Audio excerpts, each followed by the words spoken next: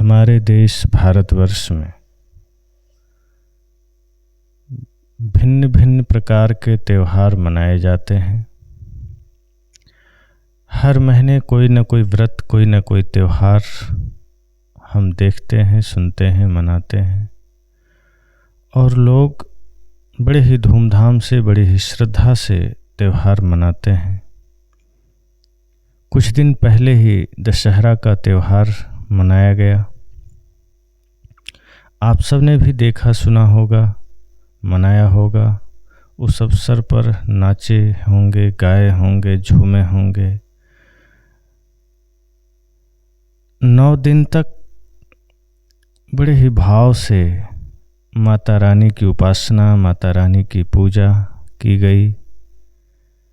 लेकिन उसके बाद जो जघन्य अपराध लोगों ने किया माता रानी के नाम पर, इस त्योहार के नाम पर किया जाने वाला भयंकर हत्या कुकृत्य जो लोगों ने किया, ये मानवता को शर्मसार करता है। विभिन्न प्रकार के कुतर्क भी लोग देते हैं कि हमारे शास्त्रों में लिखा है, हमारे पूर्वजों ने किया है, हमारे शास्त्र में ऐसा वर्णित है। ऐसी नासमझियाँ बोल बोल करके और लोग इस अवसर पर न जाने कितने बकरे भेड़े काट दिए। 9 दिन तक हम पूजा करते रहे, उपासना करते रहे, माता रानी की आराधना करते रहे, उनके विभिन्न रूपों की। लेकिन 10वें दिन जाकर हम इतनी हत्याएं कर दिए कि हमें लगा कि हमने बड़ी पूजा कर ली, पर ये सिवाय हमारे नासमझी, हमारे मूढ़ता के और कुछ भी नहीं है। जहाँ हिंसा है वहाँ कोई पूजा हो ही नहीं सकती। जहाँ विकार है वहाँ कोई उपासना हो ही नहीं सकती। लेकिन ये नासमझी सदियों से चल रही है कि बलि देकर हम ये मानते हैं कि हमने भगवान की पूजा कर ली, हमने देवता की पूजा कर ली। और ये मूढ़ताएं राक्षसों की चला करती थी। आज वही परंपराएं इंसानों में लोगों ने जीवित रखा है और हम इसे कह सकते हैं कि इंसान के खोल में छिपे हुए राक्षस हैं ये। तो इस तरह दशहरा का त्यौहार मनाया गया। दशहरा का ये अर्थ हम सब ने जीवन में कभी लिया ही नहीं कि एक प्रतीक रूप में हमें एक सीख मिल जाती है कि जैसे ये कहा गया कि राम ने रावण को मारा या दुर्गा ने महिषासुर को मारा। बाहर क्या हुआ नहीं हुआ उससे अलग हटकर यदि हम अपने जीवन में हम अपने भीतर के बुरे विचारों को मार सकें, अपनी बुरी प्रवृत्ति को मार सकें, अपने भीतर के असुर को मार सकें, तो हमारे लिए ये सच्ची दशहरा होगी, सच्चा त्यौहार होगा। इस तरह से आगे अभी दिवाली का त्यौहार चल रहा है। कल भी मनाया गया, आज भी लोग मना रहे हैं। धनतेरस से दिवाली शुरू होती है और लगभग भाई दूज तक चलती है। लोग इस अवसर पर ऐसा मानते हैं कि श्री लक्ष्मी, श्री गणेश की उपासना और पूजा करने से घर में धन, वैभव, समृद्धि का वास होगा। हालांकि ये भावनाओं से ज़्यादा और कुछ भी नहीं है, क्योंकि अन्य जितने भी देश हैं वहाँ श्री लक्ष्मी, श्री गणेश जी की कोई पूजा, कोई उपासना नहीं होती, लेकिन वहाँ धन है। वस्तुतः ये हमारे सकारात्मक सोच और पवित्र प्रवृत्ति का द्योतक है।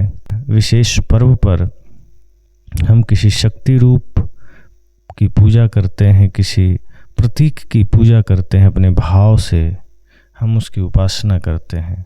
तो श्री लक्ष्मी और गणेश की उपासना और पूजा भी हमारे भावनाओं का एक उदाहरण मात्र है। ऐसा नहीं है कि इस दिन हम इनकी उपासना करें तो धन आ जाए। धन हमारे मेहनत से आता है, वैभव हमारे मेहनत से आता है, और वो मेहनत सही दिशा में हो, सही तरीके से हो,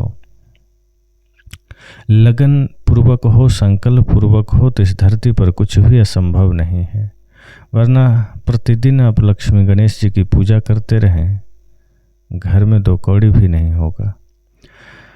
तो लक्ष्मी गणेश की पूजा से ये त्यौहार आरंभ हुआ और फिर दिवाली के दिन लोगों ने खूब दिए जलाए, खूब पटाखे जलाए। जिस हेतु से ये त्यौहार शुरू किया गया था, या जो हमारे ऋषि मुनियों का एक भाव रहा होगा, एक संकल्प रहा होगा, लगभग अब वो चीज़ें समाप्त हो गई है। अब ये त्यौहार बाहरी धूम धड़ाके से ज़्यादा और कुछ भी नहीं है। परेशान होना और लोगों को करना, इससे अतिरिक्त कुछ भी नहीं। हम ये नहीं कहते कि आप उमंग उत्साह छोड़ दीजिए, लेकिन अपने उमंग और उत्साह में ये मत भूल जाइए कि आप वो चीज़ नहीं कर पा रहे हैं जिसका संकेत ये त्यौहार करता है। वैसे तो दिवाली कैसे मनाई जाती है, क्यों मनाई जाती है, कब से शुरू हुई, इसके लिए बहुत सारे विचार हैं, बहुत सारी कहानियां हैं। बौद्ध धर्म के लोग मानते हैं कि बुद्ध को निर्वाण मिला, इसलिए दिवाली मनाई जाती है। किसी ने कहा सम्राट अशोक ने दीपदान किया था, दीपोत्सव किया था, इसलिए मनाया जाता है। किसी ने कहा सम्राट अशोक धम्म की दीक्षा लिए थे, इसलिए मनाया जाता है। किसी ने कहा भगवान महावीर इस दिन निर्वाण को प्राप्त हुए, इसलिए दीप जलाया जाता है।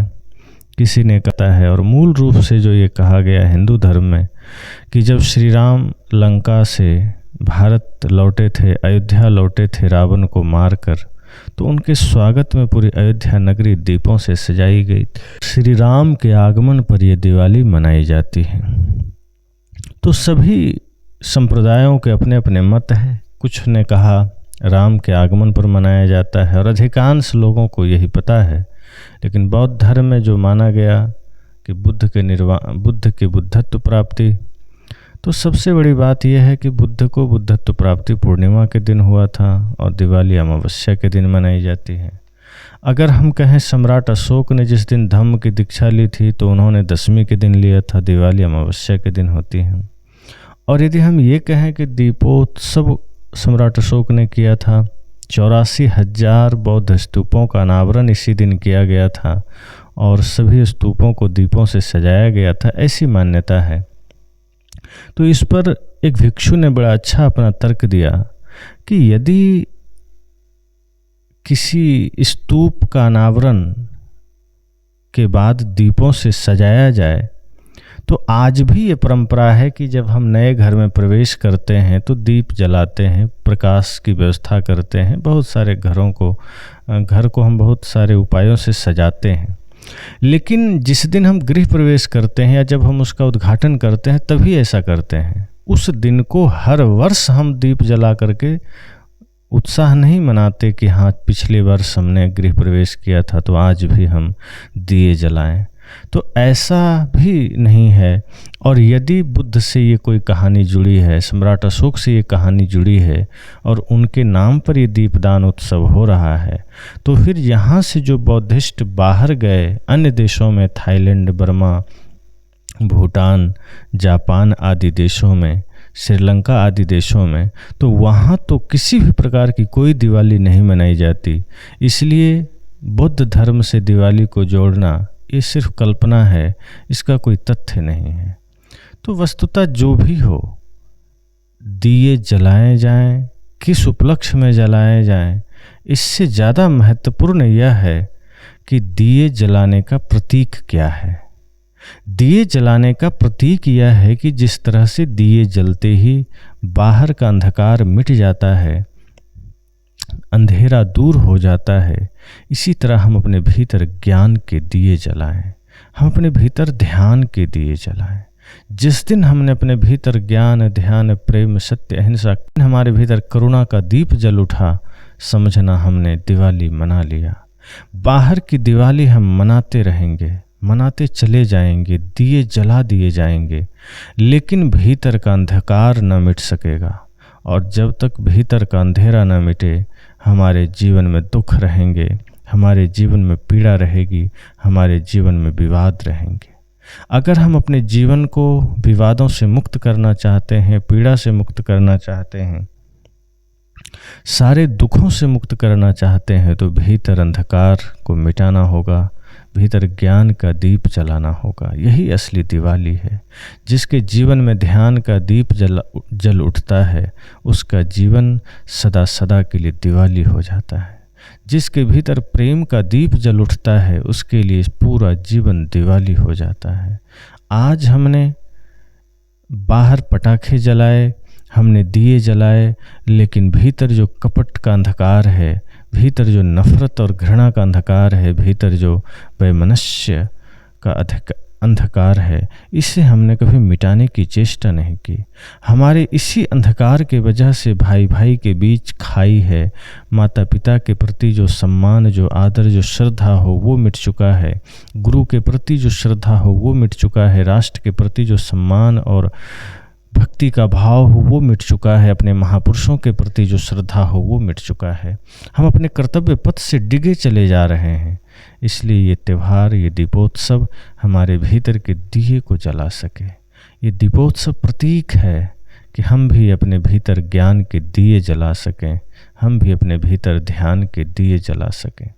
तो इसी हेतु से हमारे महापुरुषों ने त्योहारों को एक रूप दिया था कि हम इन त्योहारों से सीख सकें, लेकिन हमने हर त्योहार को बड़ा ही बदरंग बना दिया। किसी भी त्योहार को अब हमने नशा, दुर्व्यसन, उत्पात और उटपटांग हरकतों से जोड़ दिया है। किसी भी तरीके से हमने किसी भी त्योहार की शुद्धता को, उसकी खूबसूरती को हमने मिटा दिया है।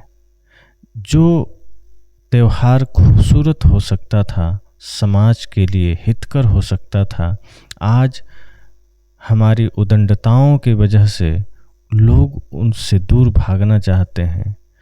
चाहे दशहरा हो, चाहे होली हो, चाहे दिवाली हो, ऐसे मूर्खता उस अवसर पर की जाने लगी शराब के नशे में, उल्टे सीधे गीत बजाकर और उटपटांग हरकतें करके कि अच्छे अच्छे लोग अब सड़कों पर उस दिन निकलना नहीं चाहते। हमने त्योहारों को त्योहार की तरह लिया ही नहीं, हमने पूजा को पूजा की तरह लिया ही नहीं। जो इस त्यौहार में हम जिन भी देवी देवताओं की पूजा या उपासना करते हैं, अगर वास्तव में हम सच्चे मन, श्रद्धा भाव से पूजा करते तो ये उटपटांग हरकतें हमारे मन में, हमारे चित्त में कभी आता ही नहीं। तो हम त्योहारों को उसी रूप में मना सकें। हम सारे व्रत, सारे त्यौहार हम उसी खूबसूरती से मना सकें जहाँ सब लोग उमंग में हों, उत्साह में हों, प्रेम में हों, और वो त्यौहार हमारे जीवन में खुशियाँ ला सके, हमारे मन को पवित्र कर सके। अभी हम कुछ क्षण के लिए हंस लेते हैं, मुस्कुरा लेते हैं, लेकिन हम उन प्रतीकों से हम कुछ सीख नहीं पाते कि हम अपने भीतर के विचारों को बदलें कैसे, हम अपने गंदे मन को निर्मल कैसे बनाएं। इसके लिए हमें त्यौहार की गहराई में जाने की ज़रूरत है। हमें संतों के संकेत को समझने की ज़रूरत है। हमें अपने पर्व के महत्व को समझने की ज़रूरत है। जिस प्रकार अभी कुछ ही दिन में, बल्कि छठ पूजा 2-4 दिन में शुरू हो जाएगी, जो उगते और डूबते सूर्य की पूजा की जाती है, पूर्ण रूप से प्राकृतिक त्यौहार। लेकिन इस अवसर पर 3-4 दिन लोग बड़े ही भाव से, बड़े ही नियम का पालन करेंगे, लेकिन ये भाव, ये नियम सिर्फ 3 या 4 दिन तक रहेंगे। उसके बाद हम फिर अप्राकृतिक हो जाएंगे। संत कहते हैं आप सदा प्राकृतिक बनिए, सदा स्वाभाविक बनिए। 2 दिन 4 दिन आप प्राकृतिक बन गए और फिर आप अप्राकृतिक हो गए तो जीवन में कोई सुख शांति घटित नहीं होगी, बल्कि जीवन सदैव नरक बनता रहेगा। इसलिए दिवाली हमारे जीवन के लिए प्रकाश का संकेत लाता है, हमारे जीवन को प्रकाश से भर सकता है। तो एक ऐसी दिवाली जो हमें प्रकाशित कर सके, एक ऐसी दिवाली जो हमें आलोकित कर सके, वह है हम ज्ञान के दिए जलाएं, ध्यान के दिए जलाएं, प्रेम के दिए जलाएं। बस।